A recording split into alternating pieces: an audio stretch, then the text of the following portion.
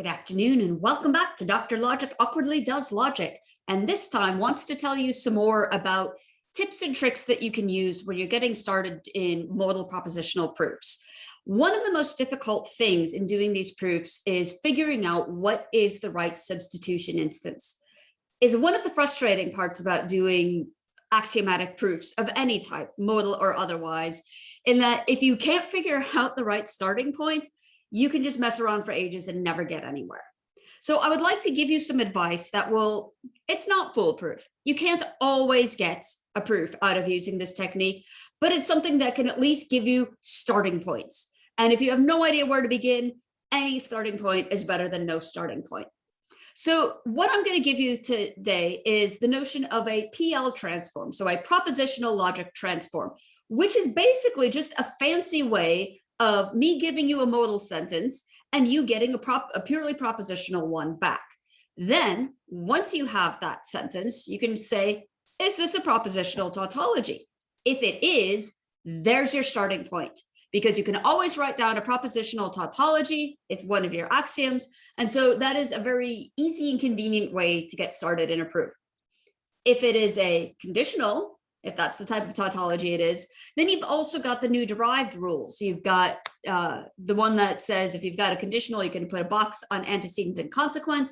You've got the one that says you can do the same thing with diamond. So this allows you to start building things up, and then you can use the K axiom, and eventually, when we look at stronger systems, other modal axioms, to start seeing the interplay between the the modal part of the system and the purely propositional part. So it's a really simple trick, but it's quite a useful one. And in fact, it's also something that is going to be useful in contexts further on. So we're introducing this notion of a PL transform now, but it's actually going to be something that we will come back and we will prove some interesting things concerning relationships between formulas and PL transforms of various types. So it's useful, and we'll be able to do interesting things with it later on.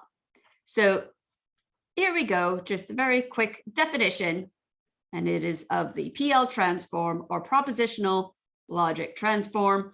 And what we will say is that the PL transform, which we will write tau of phi, so that is the PL transform of a well-formed formula phi, is the result of deleting all modal operators from phi. So the easiest way to kind of see how this works is to just see some examples. So if we have, I'm going to put well-formed formulas in this column and their PL transforms in this column. So if we have something like P and Q implies R, the PL transform of that is just going to be P and Q implies R because there are no modal operators to delete. Say we take the K axiom, we've got necessarily P implies Q implies necessary P implies necessary Q. Well, if we delete the operators, we delete our boxes, we just get P implies Q implies P implies Q, which is a tautology. So the first one isn't. It's very easy to come up with a truth value assignment that makes P and Q true, but makes R false. But every formula implies itself. So P and Q, P implies Q implies P implies Q.